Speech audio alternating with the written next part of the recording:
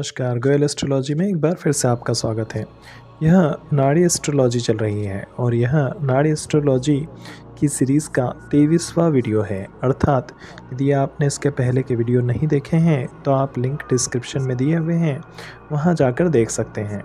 अब आप जैसे कि जानते हैं कि प्रत्येक ग्रह का अपना महत्व होता है और कहीं ना कहीं हर ग्रह के कारक को ही नाड़ी एस्ट्रोलॉजी में उपयोग किया जाता है। अर्थात यहाँ किसी भी इवेंट या घटना को घटित होते हुए देखने के लिए हमको उस प्लैनेट या ग्रह का कारक देखना होगा। अब यहाँ पर चंद्रमा जो है उसके कई सारे अलग अलग महत्व हैं। अर्थात उसे किसी एक वीडियो में समझा पाना लगभग नामुमकिन ही है, क्योंकि चंद्रमा का महत्व आपकी कुंडली में वैसे तो कहीं ज़्यादा है, किंतु सबसे महत्वपूर्ण यह होता है कि आपकी कुंडली में कोई भी योग फलित चंद्रमा के ही कारण होता है। इस बात को हम थोड़ा सरल तरीके से समझें तो चंद्रमा जो होता है वह मन का या भावनाओं का कारक होता है। तो कोई भी काम हम जब करते हैं तो उसमें हमारे जो भाव होते हैं वही चंद्रमा होता है। यहाँ पर कुंडली में कुल 12 भाव बताए गए हैं। तो 12 मतलब हमारे जीवन में कुल 12 अलग अलग तरह के इमोशंस होते हैं जिसे हम अपने संपूर्ण जीवन में जीते हैं और इसी को 12 भाव कहा गया है। तो हमारे हर भाव का सुख जो हम प्राप्त करते हैं उन्हें प्राप्त करने के लिए चंद्रमा ही जो होता है वह सबसे महत्वपूर्ण होता है। अर्थात यदि कोई भी घटना घट रही हो किंतु उस घटना में आपके भाव ही नहीं हो तो उस घटना का होने या ना होने से कोई मतलब नहीं निकलता है। इसे हम एक सिंपल उदाहरण के तरीके से समझें तो देखिए, जो एक फूल होता है वह एक व्यक्ति मंदिर में चढ़ाता है और वहीं दूसरा व्यक्ति इसे अर्थी पर चढ़ाता है। दोनों जगह चढ़ाया फूल को ही जा रहा है, किंतु यहाँ भाव बदल गए हैं। इसी बात को आप दूसरे तरीके से भी देख सकते हैं। जैसे कि एक स्त्री है जिसका नाम कुछ भी है, मतलब हम मान ले कि उसका नाम मीरा है। तो मीरा किसी के लिए उसकी बेटी है, किसी के लिए उसकी बहन है, किसी के लिए उसकी पत्नी है और किसी के लिए उसकी माँ है। स्त्री एक ही है किंतु इसमें सभी के भाव अलग अलग हैं। अर्थात आप जिस भी घटना को जीते हैं उसके लिए कहीं ना कहीं आपके भाव ही सबसे अधिक महत्वपूर्ण होते हैं। यदि आपके अंदर वह भाव ही नहीं आ रहे हैं तो आप उसका सुख नहीं भोग सकते हैं। इसी कारण से चंद्रमा को यहाँ सबसे ज़्यादा महत्वपूर्ण बताया गया है। अब ज्योतिष में चंद्रमा को माता बताया गया है और सूर्य को पिता कहा गया है। तो आप देखेंगे कि जब पिता को आपसे कोई बात कहनी होती है तो वह सीधे आपको नहीं कहते हैं, बल्कि आपकी माता को बताते हैं और आपकी माता उस बात को आपको समझाती है। यहाँ सूर्य आत्मा है, तो प्रत्येक कार्य आत्मा स्वयं नहीं करती है। इसके लिए वह चंद्रमा को अपनी बातें बताती हैं और मन उन्हीं बातों को अपने अनुसार करता है। हमने सुना होगा कि मन के जीते जीत है और मन के हारे हार है। यदि किसी भी घटना के होने पर हमारे उसके प्रति भाव उत्पन्न ही नहीं हो रहे हैं तो उन घटनाओं का हमारे जीवन पर कोई असर ही नहीं होगा। इसको एक और उदाहरण से आप समझिए कि मान लेते हैं कि सड़क पर कोई एक्सीडेंट हो जाता है और आपको पता चलता है वह व्यक्ति की मृत्यु हो गई, किंतु अभी आपको यह नहीं पता है कि वह व्यक्ति कौन है। तो आपके लिए सिर्फ वह एक इन्फॉर्मेशन या जानकारी मात्र ही रह गई, किंतु आपको थोड़ी देर बाद पता चलता है कि वह एक ऐसा व्यक्ति था जिसने आपके बुरे समय में आपकी बहुत मदद की थी। अब आपके भाव बदल गए हैं। अब आपके लिए उस घटना का होना आपके लिए दुखदाई हो गया है, क्योंकि अब आपके भाव उसके साथ जुड़ गए हैं। तो यही होता है, घटना वही हो रही है, किंतु जब तक कि उसमें आपके भाव या भावनाएं नहीं जुड़ेंगी तब तक उस घटना के होने या ना होने से कोई मतलब नहीं रह जाता। इसी कारण से जो वैदिक ज्योतिष है वहाँ पर विंशोत्तरी दशाएं जो होती हैं वह चंद्रमा से ही चलती हैं। चंद्रमा आपके जन्म के समय चंद्रमा जिस नक्षत्र में होता है वही वहीं से आपकी दशाएं प्रारंभ होती हैं। अब चंद्रमा जो है, ये मान लीजिए कि चंद्रमा जो होता है वह आपकी भावनाओं का वह दर्पण है जिसमें कि आप घटनाओं का प्रतिबिंब देखते हैं, और जैसे आपके भाव होते हैं उसी तरह से आपका प्रतिबिंब, घटनाओं का प्रतिबिंब आपको उस दर्पण में दिखाई देता है। इसमें नक्षत्र क्या रोल अदा करता है तो उसके लिए हम अलग से वीडियो बना देंगे। यह हमने पहले 2 वीडियो बना रखी हैं। यदि आप देखना चाहें तो नक्षत्र की वीडियो भी आपको डिस्क्रिप्शन में मिल जाएंगी। यह आपको समझाएगी कि नक्षत्र आपके जीवन में किस तरह से प्रभाव डालते हैं। हालांकि हम यहाँ नाड़ी ज्योतिष के बारे में बात कर रहे हैं। अब देखिए, नाड़ी ज्योतिष में चंद्रमा को जल और मन का कारक बताया गया है, किंतु आप सभी जानते हैं जैसा कि नाड़ी ज्योतिष में हर चीज के लिए कारक ही उपयोग होता है, तो यहाँ चंद्रमा के कई सारे कारक इन्होंने बताए हैं। तो उसमें चंद्रमा को माता का कारक भी बताया गया है, परिवर्तन का कारक भी बताया गया है, और यहाँ पर जल का कारक भी बताया गया है, मन का कारक भी बताया गया है। अब मन का कारक और जल दोनों को एक साथ जोड़कर इसलिए बताया गया है क्योंकि मन की भावनाएं और जल दोनों एक समान ही होते हैं, जो बहुत जल्दी बिखर जाते हैं, तो इन्हें रोका नहीं जा सकता। अर्थात आप अपने मन में उठ रही भावनाओं को रोकना चाहते हैं तो इन्हें रोकना ऐसा ही है जैसे आप पानी को मुट्ठी में कैद करना चाहें। आप कितना ही प्रयास कर लें किंतु अंत में पानी मुट्ठी से बाहर निकल ही जाता है। फिर उस नदी के बारे में कल्पना कीजिए जो अपने रास्ते में आए पहाड़ों को भी चीरकर अंत तक सागर से मिलने पहुंची जाती है। तो इन भावनाओं को रोका नहीं जा सकता है, ऐसा हमारा मन सोचता है, किंतु यहाँ परिस्थिति भिन्न है क्योंकि इन भावनाओं को रोका जा सकता है। यहाँ शनि और चंद्र का विषयोग इन भावनाओं को रोकता है। तो अब इसे समझाते हैं कि शनि किस तरह से इन भावनाओं में अर्जन पैदा करता है। देखिए, शनि जो है वह हमारे सौर मंडल के 7 ग्रहों में सबसे अंतिम ग्रह है, जो कि सभी ग्रहों में सबसे पीछे खड़ा है। इसीलिए शनि तक सूर्य की रोशनी बहुत कम मात्रा में पहुंचती है, और यही कारण है कि शनि को ज्योतिष में सबसे ठंडा ग्रह बताया गया है। और केवल ठंडक में ही इतनी शक्ति होती है कि वह उस जल को भी बर्फ बनाकर जमा सकती है, जिसे पहाड़ भी नहीं रोक पाता था।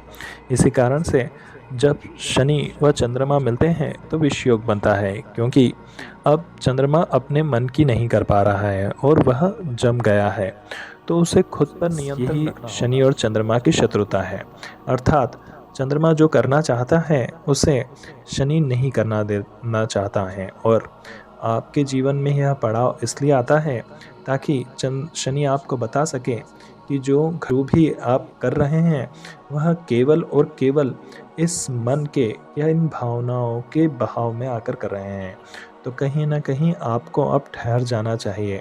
आपको 2 पल रुककर यह सोचना चाहिए कि जो आप कर रहे हैं क्या वह सही है। अब इसे आप अपनी कुंडली पर आजमा कर देखिएगा, क्योंकि वैदिक ज्योतिष में कहा जाता है कि चंद्रमा जिस भी भाव के स्वामी के साथ हो, जातक उसका मोह नहीं छोड़ पाता है, क्योंकि ये सारी की सारी भावनाएं अब उस भाव और उस ग्रह के साथ जुड़ गई हैं। यही कारण है कि चंद्रमा यदि पंचम भाव में हो या सप्तम भाव में हो तो ऐसी स्थिति में इंसान अपने प्रेमी या साथी का मोह नहीं छोड़ पाता। तो यदि हम सिर्फ चंद्रमा के बारे में ही आपको बताने लगे तो यह वीडियो काफ़ी लंबा हो जाएगा। आज हम चंद्रमा के कुछ विशेष तत्व जो कि नाड़ी एस्ट्रोलॉजी में बताए गए हैं आपको बताएंगे। तो नाड़ी एस्ट्रोलॉजी में चंद्रमा से सर्वप्रथम तो माता को देखा जाता है। अब माता को कई तरह से देखा जा सकता है, जैसे कि आप गुरु से चौथे भाव में देखें तो यहाँ से भी आप माता को देख सकते हैं। चंद्रमा से माता को देख सकते हैं। चंद्रमा से चौथे भाव से भी आप माता को देख सकते हैं, अर्थात माता की खुशी होती है यहाँ पर। फिर यहाँ पर चंद्रमा से दशम भाव से आप नाना जी को देख सकते हैं। हालांकि केतु को यहाँ पर नाना का स्वरूप बताया गया है, या केतु नाना को रिप्रेजेंट करते हैं, पर फिर भी आप चंद्रमा से दशम भाव में भी आप नाना को देख सकते हैं। इस प्रकार से चंद्रमा के कई सारे सिग्निफिकेशंस यहाँ पर दिए हुए हैं। तो हम पहले भी आपको बता चुके हैं कि यहाँ पर राशियों का अपना महत्व होता है। यहाँ पर भाव नहीं होते हैं, कुल 12 भाव। हमेशा यहाँ पर लग्न जो होता है वह मेष राशि को ही यहाँ से पे प्रारंभ किया जाता है, अर्थात यहाँ पर गुरु जो कि जीव कारक हैं, उन्हीं से हम जो होता है प्लानेट या चार्ट को शुरू करते हैं। तो हम यहाँ पर देख सकते हैं कि जिस भी राशि में चंद्रमा विराजमान है, माता में भी बिल्कुल उसी राशि की जैसी स्वभाव होगा या गुण होंगे।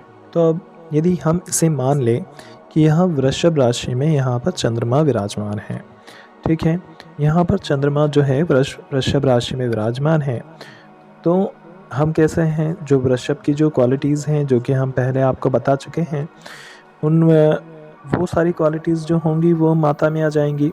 किंतु अब हम मान लेते हैं कि यहाँ पर मून के साथ या चंद्रमा के साथ सूर्य विराजमान है, तो इस स्थिति में क्या होगा कि माता के अंदर जो क्वालिटीज़ होंगी वह कहीं ना कहीं सूर्य की क्वालिटीज़ भी माता के अंदर आ जाएंगी। तो अब ऐसी स्थिति में क्या होगा, माता जो होगी वह पूरे घर को रूल करेंगी, अर्थात माता अपने अनुसार अब घर को चलाएंगी। तो ये जहाँ एक क्वालिटी माता की में आ जाएगी, वहीं दूसरी ओर यह कहीं ना कहीं जो जातक है उसे भी प्रभावित करेगी, इसे मन का भी कारक बताया गया है।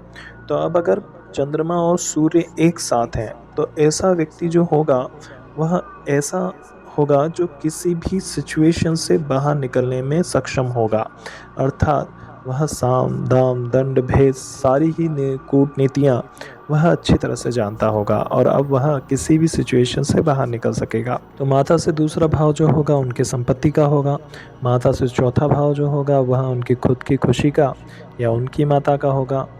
इसी प्रकार से चंद्रमा से दशम भाव जो होगा वह उनके पिता का होगा और किसी भी प्लैनेट से आठवां भाव जो होता है वह उसकी मृत्यु दर्शाता है। तो नाड़ी एस्ट्रोलॉजी में हम पहले भी आपको बता चुके हैं कि जो भी प्लैनेट हो उसके दशम भाव उसके अष्टम का अगर आप देखेंगे तो वह उसकी मृत्यु को दर्शाता है। तो आप माता की आयु जो है वह चंद्रमा से अष्टम भाव को भी देखकर निर्धारित कर सकते हैं। अब मान लेते हैं कि चंद्रमा से दूसरे भाव में शनि विराजमान है।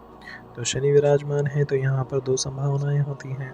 पहली तो यह होती है कि माता के जहाँ पर विवाह हुआ होगा वह लोग पहले से ही माता के परिवार को जानते थे, और दूसरा क्या होगा कि माता की जो भाषा होगी वह कहीं ना कहीं खराब होगी, अर्थात वह बहुत रफ एंड टफ तरीके से बोलेंगे। इसी प्रकार हम मान लेते हैं कि मून या चंद्रमा के दूसरे भाव में सूर्य है, तो ऐसी स्थिति भी जातक की माता होगी वह कहीं ना कहीं इतना स्पष्ट और साफ बोलती होंगी, पूरी तरह से प्रैक्टिकल होंगी। साथ ही वह अपना जो खर्च करती होंगी वह कहीं ना कहीं धार्मिक कार्यों पर करती होंगी, क्योंकि यहाँ पर सूर्य से मंदिर देखा जाता है। तो ऐसी जो माता होगी वह कहीं ना कहीं अपने खर्चों में धार्मिक खर्चों को भी जोड़ती होंगी। तो यदि यहीं पर दूसरे भाव में राहु होता तो हम यह कह सकते थे कि माता की बातों पर ज़्यादा विश्वास करना सही नहीं होगा। वहीं दूसरे भाव में यदि शनि होता तो हम यह कह सकते थे कि माता अपने परिवार से संतुष्ट नहीं है, अर्थात माता का जो खुद का परिवार होगा कहीं ना कहीं उसमें परेशानियां लगातार चलती रहेंगी। अब मान लेते हैं यहाँ पाप ग्रहों की श्रेणी में मंगल यहाँ विराजमान है दूसरे भाव में, तो ऐसी स्थिति में जो माता जी जो बोलेंगी वह थोड़ा सा कड़क या कड़वा बोलेंगी। साथ ही यहाँ पर यह होगा कि उन्हें सीना ज़मीन या जायदाद की तरफ से इनकम भी होगी। चूँकि चंद्रमा से दूसरे भाव में यहाँ पर मंगल है, तो यहाँ पर यह कह सकते हैं कि माता के परिवार में विवाद चलते रहेंगे, अर्थात उनके परिवार में झगड़े होना स्वाभाविक रहेगा। अब मान लेते हैं कि यहाँ पर चंद्रमा से दूसरे भाव में गुरु विराजमान है, तो इस स्थिति में आप स्पष्ट कह सकते हैं कि माता जो होगी वह कहीं ना कहीं या तो शिक्षा के क्षेत्र से जुड़ी होंगी, कोई गुरु होंगी, आध्यात्मिक गुरु होंगी, या फिर किसी प्रकार की सलाह देने से संबंधित कोई कार्य करेंगी। अब मान लेते हैं कि चंद्रमा से चौथे भाव में यहाँ शनि विराजमान है, तो ऐसी स्थिति में क्या होगा, माता के जीवन में परेशानियों से भरा होगा। देखिए यहाँ दो अलग अलग बातें बन रही हैं। पहला, चंद्रमा के जब साथ में शनि था तो ऐसी स्थिति में होगा यह कि माता का शुरुआती जीवन जो होगा वो दुखों से भरा होगा, किंतु जैसे जैसे वह आगे बढ़ती जाएंगी उनके जीवन से वह दुख कम होते चले जाएंगे। वहीं यदि मून से या चंद्रमा से चौथे भाव में शनि शनि होता है तो वह उनके सुख में आकर विराजमान हो गया। अर्थात होगा यह कि माता के पास भले ही जीवन में सब कुछ हो, किंतु कहीं न कहीं एक असंतोष की भावना उनके अंदर बनी ही रहेंगी और वह चाहकर भी खुश नहीं हो पाएंगे। अर्थात उनके जीवन में कोई ना कोई परेशानियां चलती ही रहेंगी। तो यहाँ पर शनि एक ही है, ग्रह भी वही है, किंतु यहाँ पर वही भाव बदल गए हैं। अर्थात अब पहले जो शनि साथ में था, अब वह शनि चौथे भाव या फिर उनके सुख भाव में आ गया है। पर इसमें ये होगा क्योंकि यहाँ माता से चौथे में उनकी माता के घर में जाकर बैठ गया है, तो उनकी माता ने शुरुआत से ही संघर्ष देखे होंगे। सैटर्न क्या है, तो सैटर्न्स हर्डल हैं, कहीं ना कहीं परेशानियां हैं। तो अब ऐसी स्थिति में जो माता की माता होगी, उन्होंने अर्थात आपकी नानी होगी, तो उन्होंने शुरू से ही परेशानियां देखी होंगी, तो वह एक स्ट्रांग लेडी या फिर एक मजबूत स्त्री के रूप में उभरेंगी। तो अब मान लेते हैं कि माता या चंद्रमा से चौथे भाव में यहाँ पर सूर्य विराजमान है, तो ऐसी स्थिति में क्या होगा, ऐसी स्थिति में यह होगा कि माता की माता जो होगी उनमें सूर्य की क्वालिटीज़ आ जाएंगी सारी की सारी। तो माता की माता अर्थात आपके नाना का परिवार जो होगा, आपकी नानी पूरी तरह से उसे चलाएंगी। अर्थात जातक की नाना का परिवार जो होगा उसकी हेड जो होंगी वह अब जातक की नानी होगी। और नानी कैसी होगी, तो अब यहाँ पर नानी जो होंगी वह कहीं ना कहीं पुराने रीति रिवाजों से जुड़ी हुई होंगी, साथ में ही अब वह धार्मिक होंगी। अर्थात माता को यह अपने घर से ही शिक्षा जो मिलेगी, वो संस्कार जो मिलेंगे, जो धर्म की शिक्षा माता को प्राप्त होनी चाहिए, तब वह उनके माता के घर से ही उन्हें धार्मिक शिक्षाएं प्राप्त होगी। किंतु सूर्य यहाँ पर क्या है, तो सूर्य यहाँ पर पाप ग्रह है। तो ऐसी स्थिति में भले ही वह धार्मिक हों, भले ही वह रूढ़िवादी हों, वही पुराने रीति रिवाजों से जुड़ी हों, किंतु कहीं ना कहीं इनके लिए फिर भी असंतोष की भावना ही रहेगी। तो अब यहाँ पर हम एक और पाप ग्रह अर्थात मंगल को बिठा देते हैं। तो अब चंद्रमा से चौथे भाव में हम यहाँ पर मंगल को बिठा देते हैं। तो क्या होगा, यहाँ पर माता की माता अर्थात जो जातक की नानी होगी, उनका स्वभाव कहीं ना कहीं थोड़ा सा लड़ाकू या क्रोधी स्वभाव का होगा। वहीं यह बताता है कि माता की माता अर्थात जातक के नाना परिवार में कहीं ना कहीं किसी की अननेचुरल डेथ या फिर अकाल मृत्यु हुई होगी, क्योंकि यहाँ पर मंगल मृत्यु को भी दर्शाता है। तो वह आत्महत्या हो सकती है, कोई रक्त संबंधी रोग हो सकता है, किसी प्रकार का कोई एक्सीडेंट हो सकता है, मारकाट हो सकती है, क्योंकि कुछ भी हो सकता है। यहाँ पर मंगल जो है वह रक्त का कारक है। अब हम यहाँ चंद्रमा से चौथे भाव में राहु को विराजमान कर देते हैं, अर्थात एक पाप ग्रह। और तो ऐसी स्थिति में यह होगा कि माता की माता अर्थात जातक के नाना परिवार में का जो घर होगा वह एल शेप में हो सकता है। वहीं यहाँ की स्त्रियां हमेशा दुखी या परेशान ही रहेंगी। अर्थात इसमें दो कारण बनते हैं, या तो नाना के परिवार में स्त्रियां दुखी रहेंगी या स्त्रियों के कारण नाना का परिवार पूरा दुखी रहेगा। और अक्सर यहाँ आप जब भी जाएंगे स्त्रियां रोती हुई ही मिलेंगी, या किसी न किसी बात पर ऐसा होगा कि नाना के परिवार में स्त्रियां हमेशा रोती ही रहेंगी। तो भले ही इस परिवार का नाम इस बहुत बड़ा होगा, इस परिवार को गांव में शहर में बहुत से लोग जानते होंगे, किंतु कहीं ना कहीं इस परिवार की सारी महिलाएं दुखी ही रहती हैं।